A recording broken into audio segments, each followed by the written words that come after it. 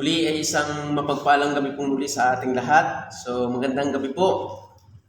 Kayong mga nanonood diyan, kayo po ay muling mag-aaral po ng salita po ng Diyos. At kayo po ay muling sumubaybay sa ating pong pag-aaralan. At muli po nating pag-aralan ang paglagong buhay espiritual sa pamamagitan ng palagiang pananalangin.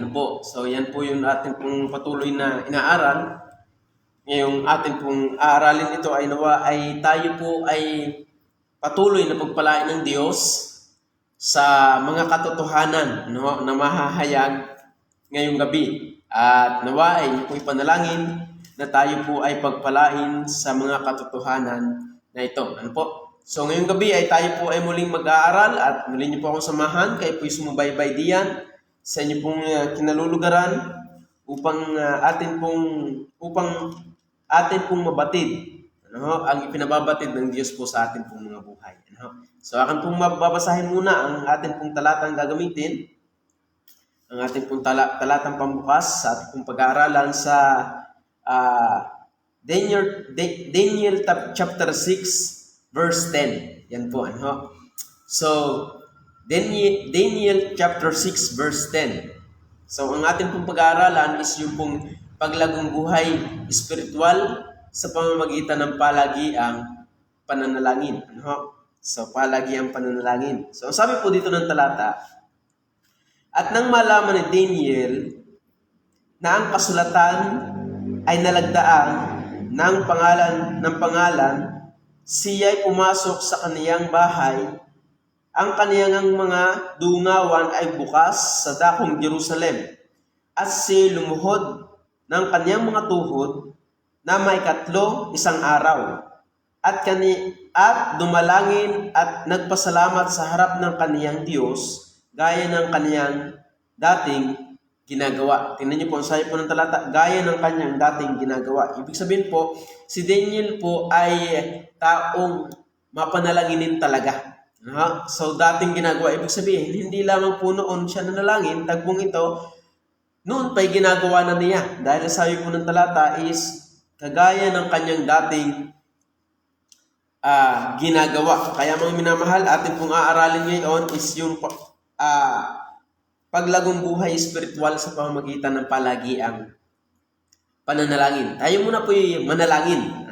Sa atin pong umpisa, tayo po yung manalangin. Mapagpala namin Diyos, muli ay kami po yung nagpapasalamat sa gabing ito na kami po ay biniyayaan ninyo na ingatan kami, gabayan kami, at tulungan kami sa nagdaang araw, Panginoon. Nawa po, Panginoon Diyos, amin pong ding dalangin, yung inyo pong pagkilos sa amin pong kalagitnaan ngayong gabi. Amin pong dalangin, Panginoong Diyos, ay kayo po ang mangusap sa bawat makikinig po ng inyo pong salita. Nawa po, Panginoon, amin pong dinadalangin ang katagumpayan ng gawain ito, Panginoon Diyos, at patuloy na pagpapaunawa ng Santong Espiritu po sa bawat isang makikinig. Maging ang inyo pong abang lingkod, nawa po, Panginoon Diyos, ay patuloy niyong bigyan ng karunungan sa pagpapahayag ng mga katotohanan patungkol sa inyong salita. At kayo po ang magpala at patawad po sa aming pong mga kasalanan, karumihan, na inyo pong nasumpungan sa aming buhay. Batid niyo po ang aming buhay, wala pong lingid sa inyo, kaya kami po muling nagpapalinis sa inyong banal na dugo, Panginoong Jesus. At kayo po ang magpala, banal na Espiritu magpaunawa. Ama, ang lahat po na ito ay aming pong samot dalangin sa matamis na pangalan ng iyong buktong na anak, ang Panginoong Jesus, aming tagapagligtas. Amen. Okay po, so magandang gabi po. So magandang gabi po sa inyo diyang nanonood. So salamat po sa Diyos na tayo po ay binigyan ng pribilehiyo na muling makapag-aral ng salita po ng Panginoon. Kaya ay tayo po nagpapasalamat dahil ang Diyos po ay napakabuti sa atin dahil sa kabila po ng maraming mga problema, pagsubok na dumaraan sa ating mga buhay. And yet still, ng biyaya ng Diyos, ang awa ng Diyos ay sumasa atin pong buhay. Sumasa atin po. At hindi po nagbabago, hindi po kumukupas. Dahil ang Diyos po ay mapagbiyaya doon po sa mga tao o sa mga anak po niya. Maging doon po sa mga hindi po mananampalataya, ang Diyos po ay mapagbiyaya din. Dahil ang sabi po ng talata, ang Diyos ay nagpapaulan sa mabuti at maging sa masama. Ano? Sabi po ng talata. At kayo po kayo po sumubaybay dyan at muli natin pag-aralan ang talatang ito. Ano? Sabi po ng talata dito sa Daniel, ako po muling babasahin. Now, when Daniel knew that the writing was signed, he went into his house, and his window being open in his chamber toward Jerusalem, he knelt upon his knees 3 times a day, and prayed and gave thanks before his God, as he did aforetime. Ano? So, bakit po? Ano ba yung dahilan ni Daniel? Tingnan muna po natin, basahin po muna natin yung bakit, ano yung dahilan ni Daniel, bakit po siya nanalangin ng ganyan? Ano? Bagaman siya po nananalangin na, o ano yung nasabi diyan, at nang malaman ni Daniel na ang kasulatan ay nalagdaan ng pangalan, siya'y pumasok sa kanyang bahay, ang kanyang mga dungawan ay bukas sa dakong Jerusalem, at siya'y lumuhod ng kanyang mga tuhod na may 1 araw, at dumalangin at nagpasalamat sa harap ng kaniyang Diyos gaya ng kanyang dating ginagawa. So ano yung parang merong sabi ng talata, at nang maalaman ni Daniel na ang kasulatan ay nalagdaan. So ano ba yun? Bakit hinighlight itong prayer ni Daniel doon sa ano yung kasulatan na yun? Ano? So atin muna hong alamin yung kasulatan. Tingnan niyo po dito.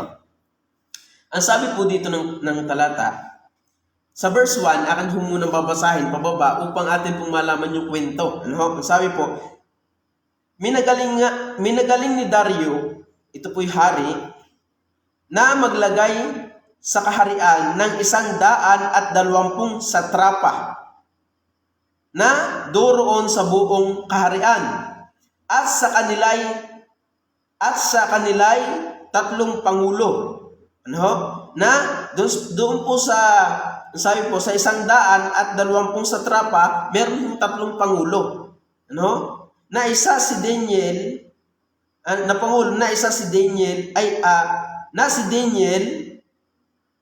ay isa.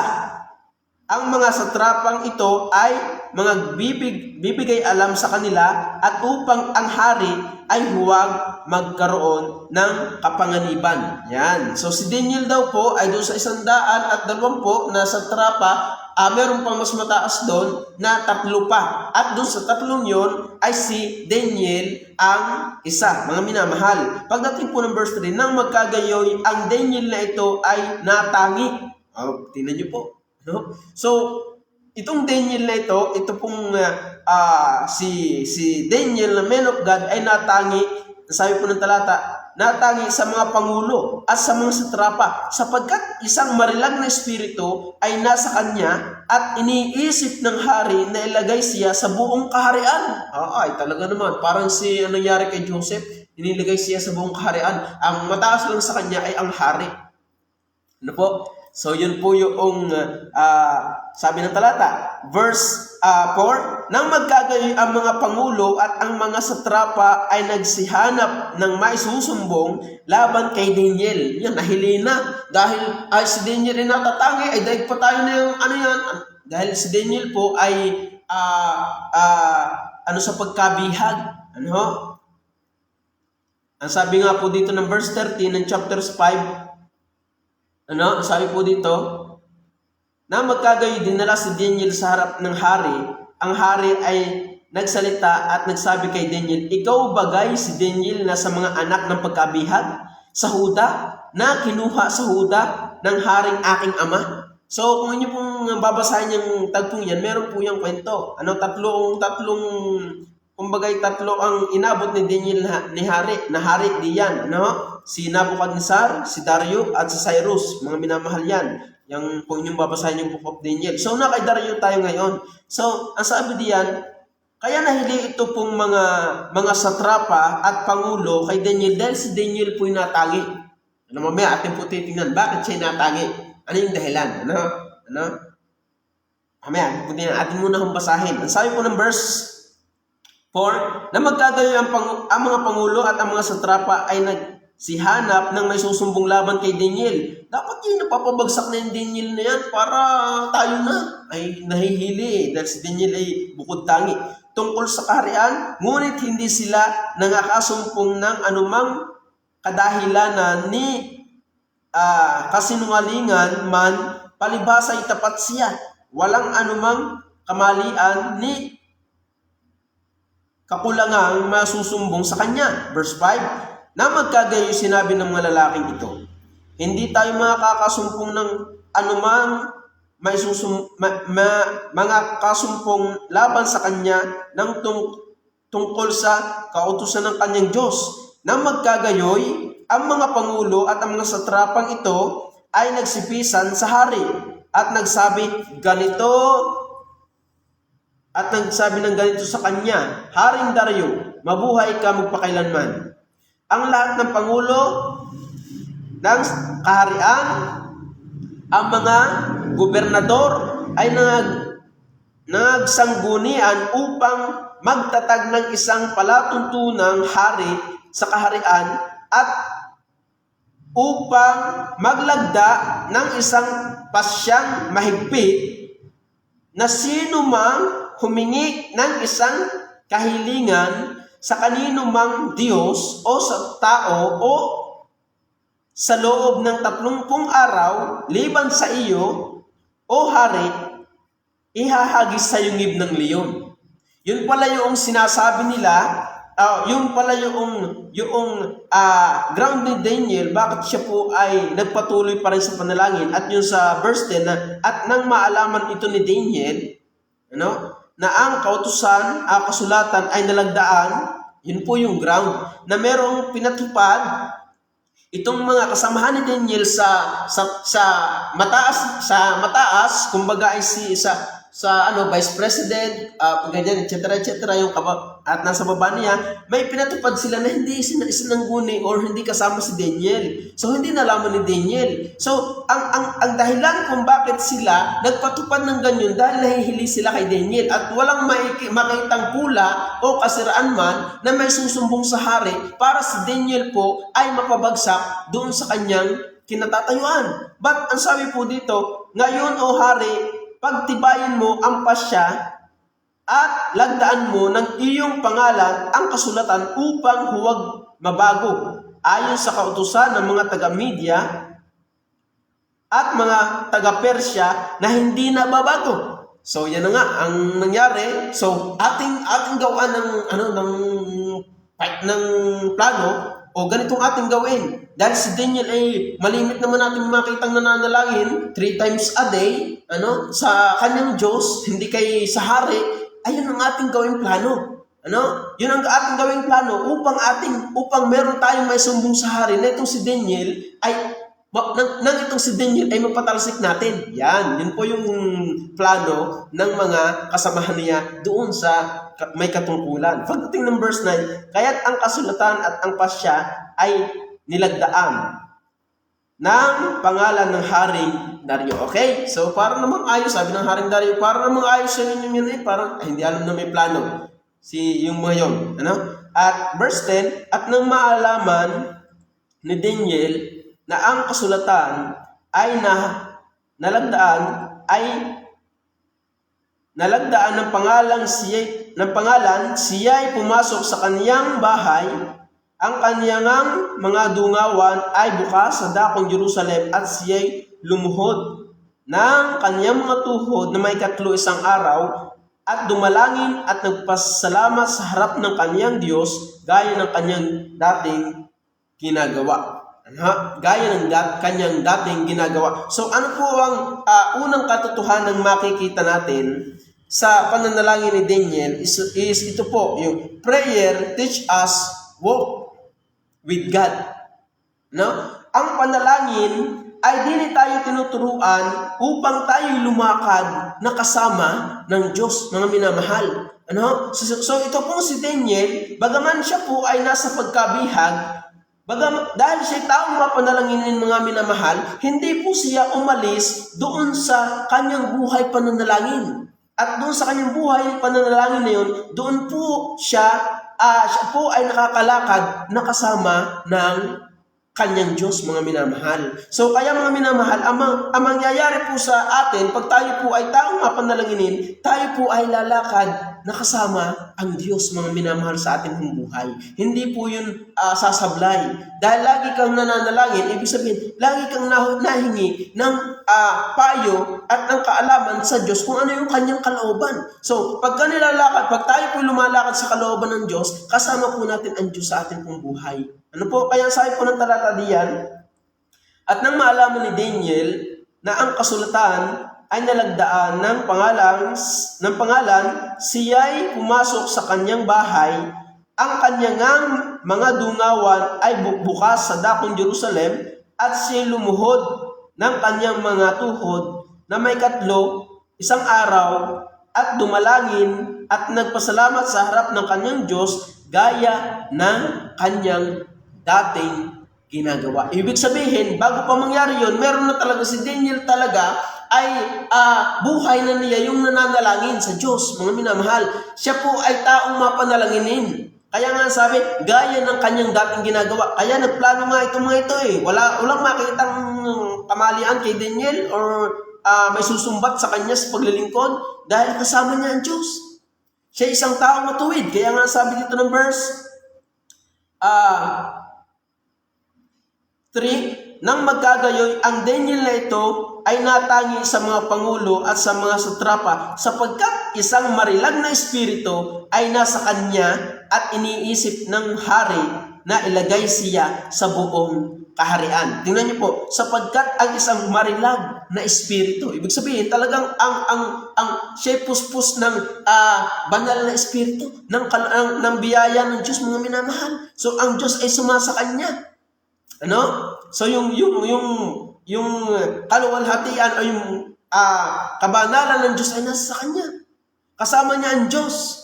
Ano? Kaya nga kung yung babasahin sa verse chapter 1 at chapter 2, nandun po yung katotohanan na bago pa ito po mangyari, ay siya po ay taong mapanalanginin na. Chapter 2 verse, akan mo munang babasahin, chapter 2 verse 17, na magkagayoy na paroon si Daniel sa kaniyang bahay at ipinaalam ang mga bagay kay Ananias, kay Masael at kay Sakarias na kanyang mga kasama upang sila'y magsipagnais ng kaawaan sa Diyos.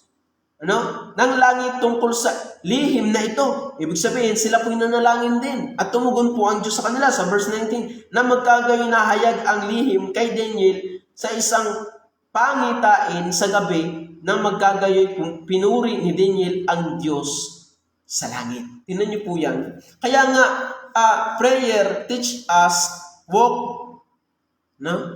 Ang panalangin, tinuturuan po tayo sa pananalangin ay tinuturuan po tayong lumakad na kasama ang ating Diyos, mga minamahal. Kaya tayo po kaya napakahalaga po ng pananalangin po sa ating buhay.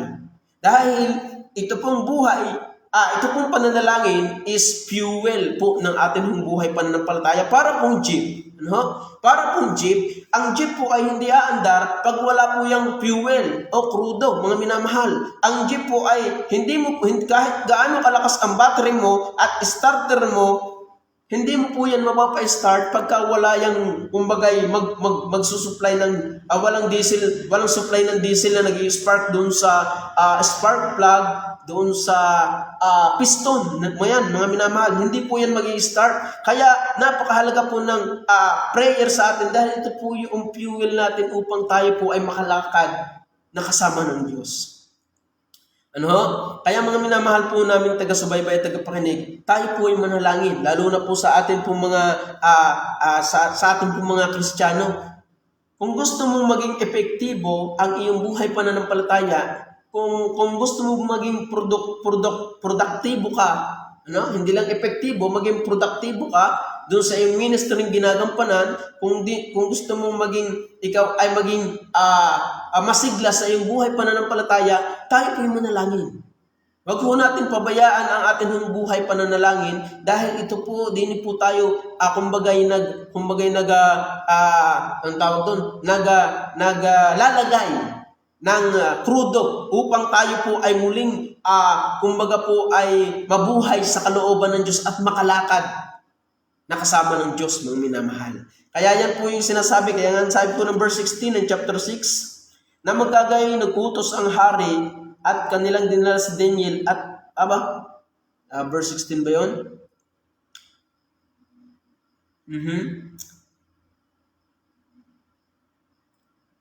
Ito nga, tama po. Na magkagayon nag-utos ang hari at kanilang dinala si Daniel at inihagi siya sa yungib ng mga leon. Ang hari nga ay nagsalita at nagsabi kay Daniel, ang iyong Diyos na pinaglilingkuran mong palagi ay siyang magliligtas sa iyo. Tingnan niyo po ang buhay ni Daniel. Palibhasa siya lumalakad na kasama ang Diyos, kita ang Diyos sa kanyang buhay, kita din ang hari, yung kanyang buhay. Na sabi, ang iyong Diyos na pinaglilingkuran mong palagi ay siyang magliligtas sa iyo. No? Tayo po mga mananampalataya, masasabi po kaya ng ating mga mahal sa buhay, ng ating mga kaibigan na kita ang Diyos sa ating buhay? Dahil hindi po magiging epektibo, hindi po tayo magiging like Christ o magiging kamukha ng Diyos kung tayo po ay hindi po palaging nananalangin sa Kanya. Kaya po si Daniel ay ganun na lamang yung impact niya sa hari dahil kita talaga sa kanyang buhay. Kaya nga sabi po dito ng verse 3, nang magkagayoy ang Daniel na ito ay natangi sa mga pangulo at sa mga satrapa sapagkat isang marilag na espiritu ay nasa kanya. Kaya mga minamahal, kung gusto niyo pong maging epektibo, produktibo, maging masigla sa ministeryo, ay tayo po'y manalangin. Wag lang po tayong mananalangin pagdating dito sa simbahan, tayo nakakapanalangin. Even sa ating personal na buhay, private life, mga minamahal. Doon dapat tayo lalong manalangin sa Diyos dahil doon po tayo po'y nakikipag-usap sa Diyos ng kumbagay tayo lamang, kumbagay tayo magkaharap, kayo laang at ang Diyos ang nag-uusap, mga minamahal. So, at ang Diyos po hindi po yan, ang Diyos po hindi po pag iyong kinakausap ay hindi po siya po yung nakikinig. Ang kailangan lamang natin ay yung sincerong pananalangin. At alam niyo po, ang pananalangin po ay hindi birong bagay. At diyan po ay marami pong pumapalay ang mga mananampalataya ng Diyos. Kaya po inaaral natin to upang tayo po turuan bakit mahalaga yung pananalangin sa ating buhay. Ano ang maidudulot na maganda nito sa ating buhay? At actually ito po yung walang kasing tulad ng ang magiging ang makukuha nating benepisyo sa pagtayo po nananalangin, lalo na po sa ating sa ating pong mga mananampalataya. Kaya ay hinahamon po namin kayo na tayo po ay manalangin sa isa't isa. Tayo po ay manalangin po sa ating buhay. So yan po, prayer teach us walk with God. Ang panalangin, prayer, ito po ay nagtuturo na tayo ay lumakad na kasama ng Diyos. At kayo po, pag kayo po nananalangin, doon po ay lumalakad na kayo na kasama ng Diyos. Dahil hindi po lahat ng tao ay tama ang pananalangin. Actually, hindi naman ang panalangin naman ay hindi kahit sino pwede. Yung lamang anak ng Diyos ang kanyang pinapakinggan. At hindi porke nananalangin ka, sabi nga ng Biblia, sabi nga ng Matthew chapter 6, wag nga kayo magsigaya sa kanila.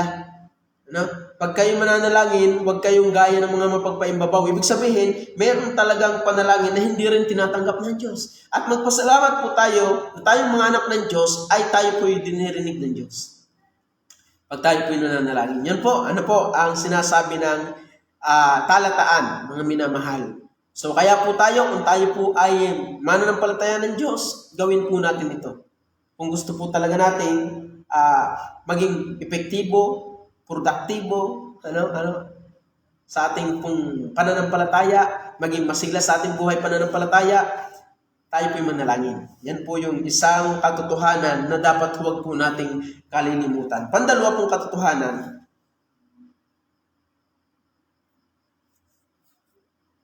ang sabi po ng verse 1 muna tayo, ng chapter 6. Minagalingan ni Dario na maglagay sa kaharian ng 120 satrapa na duroon sa buong kaharian.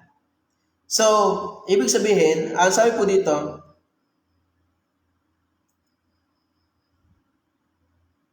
verse 2, at sa kanila ay 3 pangulo na si Daniel ay isa upang ang mga satrapang ito ay magbigay alam sa kanila at upang ang hari ay huwag magkaroon ng kapanganiban. Verse 3, nang magkagayoy ang Daniel na ito ay natangi sa mga pangulo at sa mga satrapa. So atin po makikita dito prayer makes our Christian life more effective in the ministry.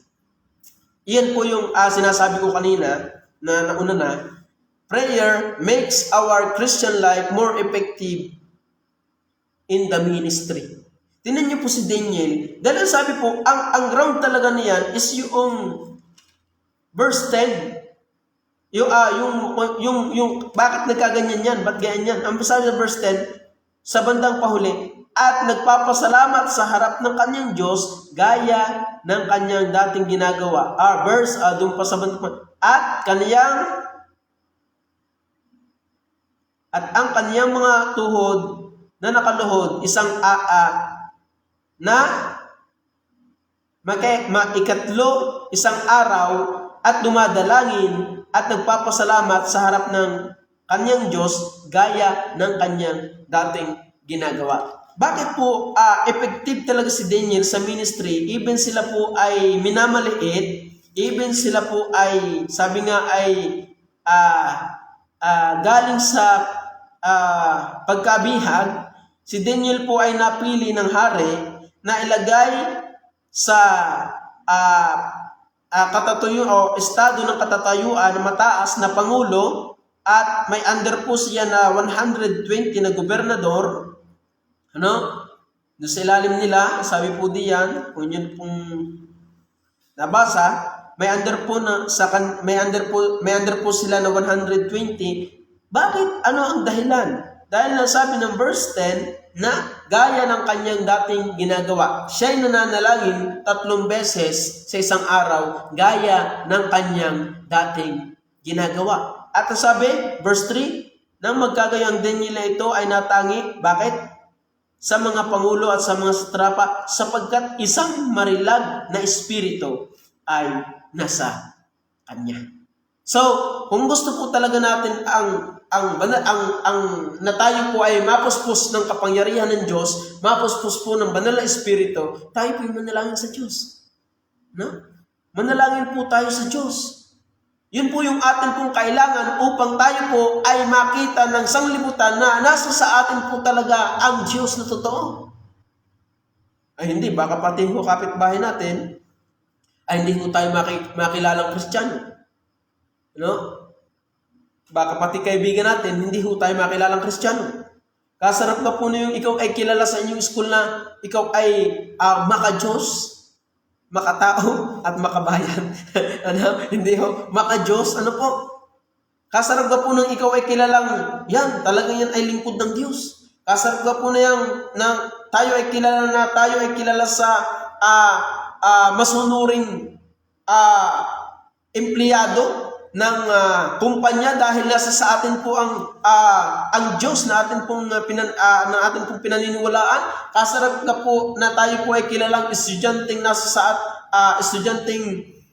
matino dahil nasa sa atin po ang Diyos na atin pong pinananampalatayanan. Kasarap ka po na tayo po ay kilala sa ating barangay na nasa sa atin po ang Diyos dahil tayo po ay nananampalataya ng totoo sa Diyos. At paano po yung mangyayari kung tayo po ay mananalangin? Sabi nga, ang sarap manalangin kapag walang problema. Pero, pag may problema na, tayo po ba'y mananalangin? Opo, mas lalo tayong manalangin. Dahil ito pong Daniel, kung inyo pong titingnan si Daniel, meron po siyang problema. Ano yung kanyang problema? Ang sabi ng verse 7, ang lahat ng mga pangulo ng kaharian, ang mga kinatawan at ang mga satrapa at ang mga kasangguni at ang mga gobernador ay sanggunian upang magtatag ng isang palatuntunang hari sa kaharian at upang maglagda ng isang pasyang mahigpit na sino mang humingi ng isang kahilingan sa kanino mang Diyos o tao sa loob ng 30 araw liban sa iyo o hari, ihahagis sa yungib ng leon. Tingnan niyo po, mayroong problema si Daniel, siya po ay nanalangin pa rin sa Diyos. Siya po ay nanalangin pa rin sa Diyos sa kabila ng siya po ay may problemang sinasabana. Ano? Ang sabi, kung sino mang taong tumawag sa kanino mang Diyos o sa tao sa loob ng 30 araw, liban sa iyo o hari, si Dario, ihahagis sa yungib ng leon. Ano? Yung yungib ng leon ay minsan lang, yung mga leon doon sa yungib ay minsan lang makakain. Ano? At talagang gutom na, naghihintay ng makakain. Ano? So sino hindi matatakot diyan, may problema. Ay si Daniel ay lagi 3 times a day nananalangin na bukas yung kanyang bintana sa dakong Jerusalem. Ay, mabigat po yan. Ba't ang sabi niya, siya po ay nanalangin pa rin. Ano? Siya po ay nanalangin pa rin sa Panginoon. Kaya nga sabi ng verse 10, at nang maalaman ni Daniel na ang kasulatan ay nalagdaan na ng pangalan, siya'y pumasok sa kanyang bahay, ang kanyang mga dungawan ay nakabukas sa dakong Jerusalem at siya'y lumuhod ng kanyang mga tuhod na may 1 araw at dumalangin at nagpasalamat sa harap ng kanyang Diyos gaya ng kanyang dating ginagawa. So walang pakialam po si Daniel kung ano man po yung nalagdaan or ipinasya, basta magawa po niya yung kalooban ng Diyos. Paano po niya nagagawa yun? Dahil lumalakad siya nakasama ang Diyos. At alam niyo po, pag tayo po lumalakad nakasama ang Diyos, mga minamahal, dito po tayo, kumbaga po ay binibigyan ng kaepektibuhan ng Diyos. Dito po tayo binibigyan ng kapangyarihan ng Diyos. Ano? Dito po tayo binibigyan ng kapangyarihan ng Diyos sa ating buhay. Ano? At ang sabi po diyan, prayer makes our Christian life more effective in the ministry. Kaya nga sabi ng verse 3 ng chapter 6, na magkagayoy ang Daniel nito ay natangi sa mga pangulo at sa mga satrapa. Bakit? Sapagkat isang marilag na espiritu ay nasa kanya. So gusto po ba nating ang marilag na espiritu po isuma sa atin? Yung espiritu pong tinutukoy doon, yun ay yung espiritu ng Diyos. Ano? Yung banal na espiritu. Ano? So, kung gusto po natin tayo po maging maging kagamit-gamit sa ministeryong atin pong tinatanganan, maging mahusay, maging epektibo, produktibo, sabi ko nga, ay tayo po'y lumakad na kasama yung Diyos. Paano? Isa sa paraan para tayo makalakad na kasama ang Diyos is prayer. Manalangin po tayo. Ang paglapit po sa Diyos ay wala hong bayad. Hindi ho katulad yan ng abogado. Pag kayo lumapit sa abogado, ibig sabihin may papagawa sa kanya. No?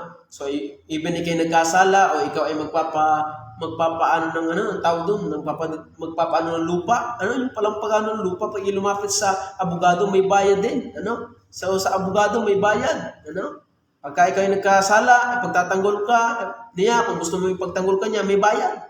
Pero sa Diyos, pag tayo po'y mananalangin at hihingi ng tulong sa Kanya, siya po'y tutugon, wala pong bayad. Ano? Libre po yan. Kaya po tayo lumapit sa Diyos sa pamamagitan ng pananalangin. Ano? Libre po yan. At wala po yung bayad. Ano? Kaya nga sabi ng chapter 2, verse 17, Ito po nabasa ko na ulit. 2:19. Na magkagayoy na paroon si Daniel sa kaniyang bahay at ipinaalam ang bagay kay Ananias, kay Masael, at kay Asarias na kanyang mga kasama upang sila'y magsipagnais ng kaawaan sa Diyos ng langit tungkol sa lihim na ito, upang si Daniel at ang kanyang mga kasama ay hindi mamamatay na kasama ng ibang mga pantas na tao sa Babylonia, na magkagayoy na hayag ang lihim kay Daniel at sa isang pangitain sa gabi, na magkagayoy pinuri ni Daniel ang Diyos ng langit. Tingnan niyo po, talaga si Daniel taong mapanalangin. Kaya kung gusto niyo pong tayo po ay maging epektibo, kagamit-gamit sa ministry natin pong kinabibilangan, huwag po natin pababayaan ang ating pong buhay, pananalangin. Yan po. Prayer teach us walk with God. Prayer makes our Christian life more effective in the ministry. At number 3, prayer makes our faith firm. Ang panalangin, ito po ay ang ginagawa po ng pananalangin sa ating buhay is tayo po ay pinatitibay nito sa ating buhay, pananampalataya sa Diyos. Ang sabi po ng talata sa chapter 6 verse 6 to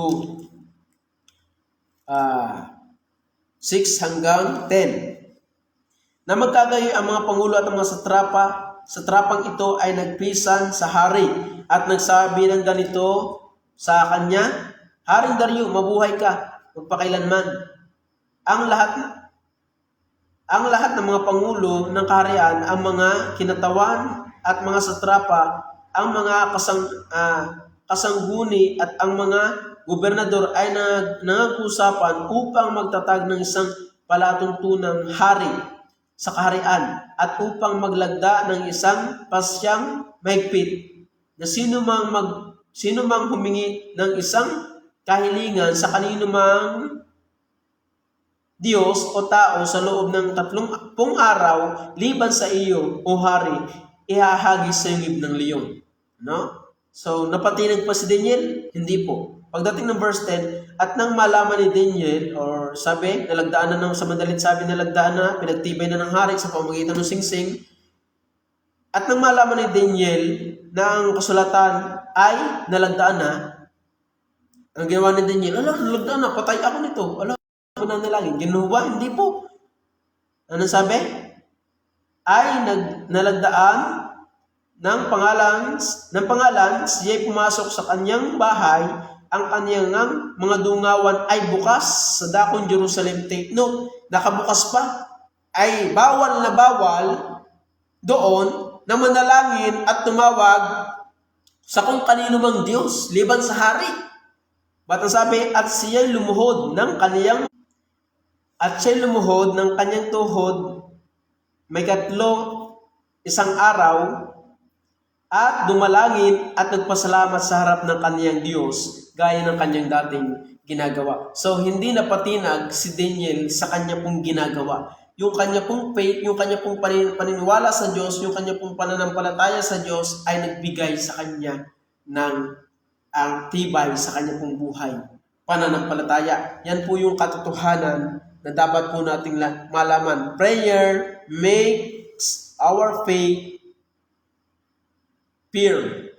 Gusto niyo po bang maging firm sa inyong buhay pananampalataya? Manalangin po tayo sa Diyos.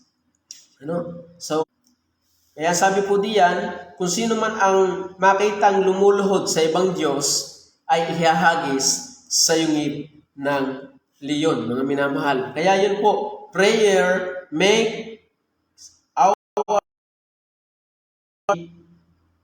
firm. Make our faith firm. Kaya kung gusto niyo pong maging matibay sa inyong pong buhay pananampalataya, yan po ang inyong pong gawin. Atin pong gawin. Prayer teach us walk with God. Prayer makes our Christian life more effective in the ministry. Number 3, prayer makes our faith firm. Number 4, at ang sabi po dito ng talata, at number 4 na ating pong puntos, ang sabi po ng verse 10 again, at nang maalaman ni Daniel na ang kasulatan ay nalagdaan ng pangalan, siya pumasok sa kanyang bahay, ang kanyang mga dungawan ay bukas sa dakong Jerusalem at siya'y lumuhod ng kanyang mga tuhod na may 3 isang araw at dumalangin at nagpasalamat sa harap ng kanyang ating ginagawa. Ano pong makikita natin dyan? Number 4, prayer make your life more influence to other. Prayer make your life more influence to other. Ibig sabihin, kapag tayo po ay taong mapanalanginin, hindi lamang epektibo yung iyong buhay hindi lamang makikita yung ikaw ay lumalakad na kasama ang Diyos, meron din dito yung resulta.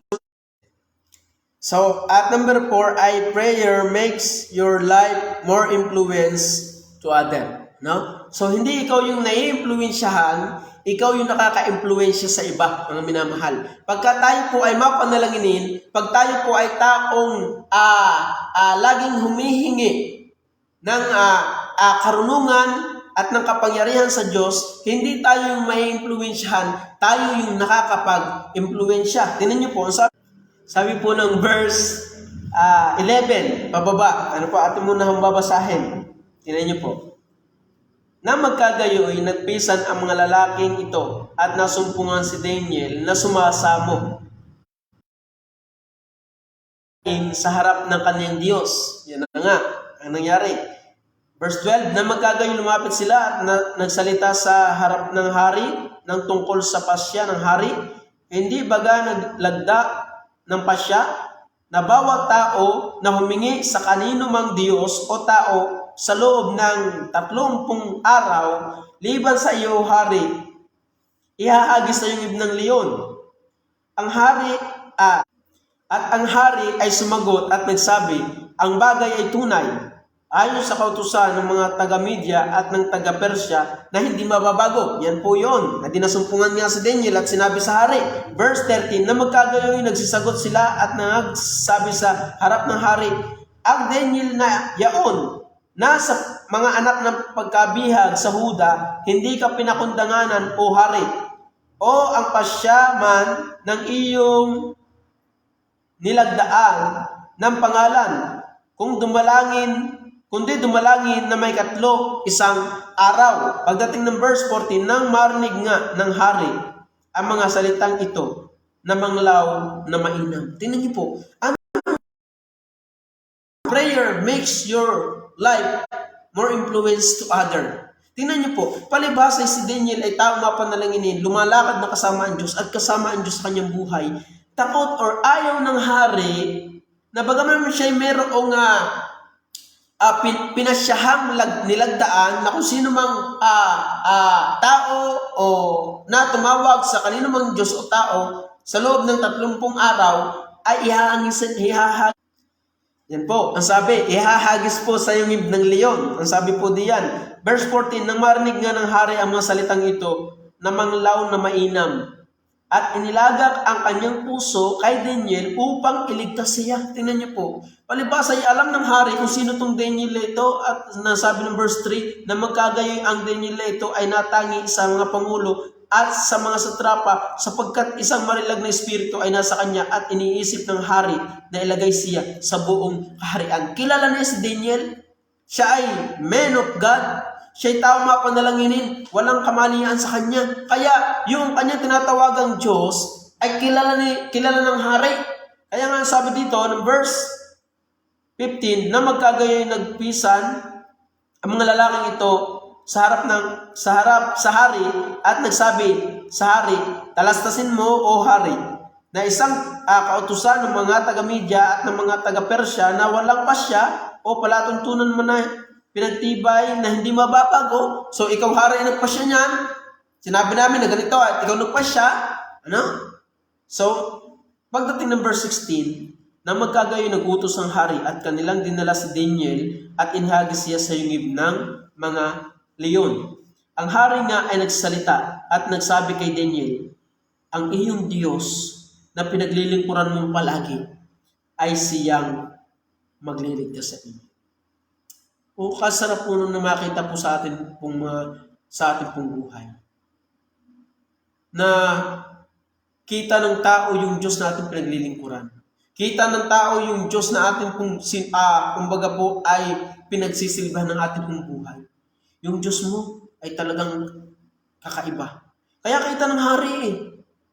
Yan, kita po ng hari. Kaya merong impluwensya si Daniel even to the people sa mga tao na nakapaligid sa kanya. Yung iba may impluwensya din kaso hili. Kaso yung hari, iba yung kanyang pananaw. Yung Diyos ay siyang magliligtas sa iyo. Yung Diyos na yung pinaglilingkuran. So dapat po ay ganyan po tayo. Hindi lamang po doon sa hari siya may impluwensya. Maging doon sa kanyang tatlong kasama. Si Shadrach, Meshach, and Abednego. Sila inihagis doon sa yungib ng leon dahil sila hindi sumamba doon sa rebultong pinagawa ni Nabucodonosor. Hinagis sila. Pero sila po ay hindi po nagpatinag. Hindi kami sasamba dyan. Kahit kami dyan, hindi kami sasamba. Inihagis siya sa hurnong nagdiningas, sa Shadrach, Meshach, Abednego. Nagpatinag ba sila? Hindi. Dahil na-impluensyahan sila ni Daniel sa chapter 2, verse 16. Then sabi, na magkagayoy na paroon si Daniel sa kaniyang bahay at ipinaalam ang mga bagay na kay Ananias, kay Masael, at kay Zacarias na kanyang mga kasama. Yun po yung tatlong yun. Si Shadrach, Meshach, and Abednego. Yun po yung tatlong yun na kanyang kasama. Hindi lamang sa hari siya may impluensya, pati sa kanyang mga kapwa Kristiyano. Hindi lang sa unbeliever, pagin sa believer. Dapat nga lang sa believer lalo eh. Lalo na siyang may impluensya sa mga believer na nakapaligid sa kanya. Dahil biruin niyo po, siya po ay itinalaga ng hari na siya po ay maging tagapanguna. Siya po ay isa sa tatlong tagapanguna niya. Bukod pa dun sa umiilalim ng 120. Ibig sabihin, talagang malakas ang impluensya ni Daniel. So because of prayer. So kung gusto nyo na kayo po bilang Kristiyano, tayo po bilang Kristiyano yung magningning, makita yung ating Diyos na ating pinaglilingkuran sa ating buhay, be a prayerful. Prayerful. Maging mapanalangin po tayo sa ating buhay. Kaya yun po ang kahalagahan ng pananalangin. Paglagong buhay spiritual sa pamagitan ng palagyang pananalangin. Prayer teach us walk with God. Prayer makes our Christian life more effective in the ministry. Prayer make our faith firm. And number 4, prayer make your life more influence to others. So yun sarap po nun. Pag nangyari po sa atin, paano mangyayari yun? Let us pray. Manalangin po tayo. Atin pong pagtiyagaan ng buhay pananalangin. Hindi po madali ang manalangin, but yun po'y utos ng Diyos sa atin. At sabi nga, ang panalangin ay fuel ng ating buhay pananalangin. Kaya tayo po ay manalangin sa ating pong buhay na tayo po ay kilusin ng Diyos. Na Kanya pong puspusin sa ating buhay pananampalataya. At upang tayo maging makalakad na kasama ng Diyos, maging epektibong Kristiyano sa ating mga ministryong ginagampanan, maging matibay sa pananampalataya nating hinahawakan, at maging malakas ang ating impluensya bilang Kristiyano sa nakapaligid sa atin. So yun po. So tayo po yung manalangin at tayo po pumikit. Mapagpala namin Diyos sa langit. Salamat po sa inyo pong biyaya. Salamat po sa inyo pong paggabay. Salamat po sa inyo pong kabutihan. Salamat po sa aming pong muling na pag-aralan. Nawa po Panginoon Diyos ay kayo po ang patuloy na magpala at magpaunawa Panginoon Diyos sa bawat nakinig, Panginoon, ng inyong pong salita. Tulungan niyo po kami at gabayan niyo po kami sa aming pong buhay pananampalataya. Nawa po, Panginoon Diyos, ay turuan niyo po kami palaging manalangin upang kami po ay makalakad na kasama kayo, Panginoon Diyos, at kami po ay maging kagabit-gamit sa ministeryo namin pong ginagampanan, At kami po ay tumibay sa aming pong pananampalataya. At kami po, Panginoon Diyos, ay magkaroon ng impluensya or maka-impluensya po kami sa mga nakapaligid po sa amin. Hindi lamang po sa aming kapwa mananampalataya, kundi Panginoon Diyos sa hindi po mga mananampalataya, Panginoon Diyos. Pagpalain niyo po nawa kami at ingatan po sa aming pamamahinga ngayong gabi. Lahat po ito aming po dalangin sa pangalan ng Panginoon Jesus. Amen. So, salamat po sa inyong lahat na nakapanood at bukas po ulit. Meron po ulit tayong online Bible study kay Pisong Bye-Bye. God bless po sa inyong lahat.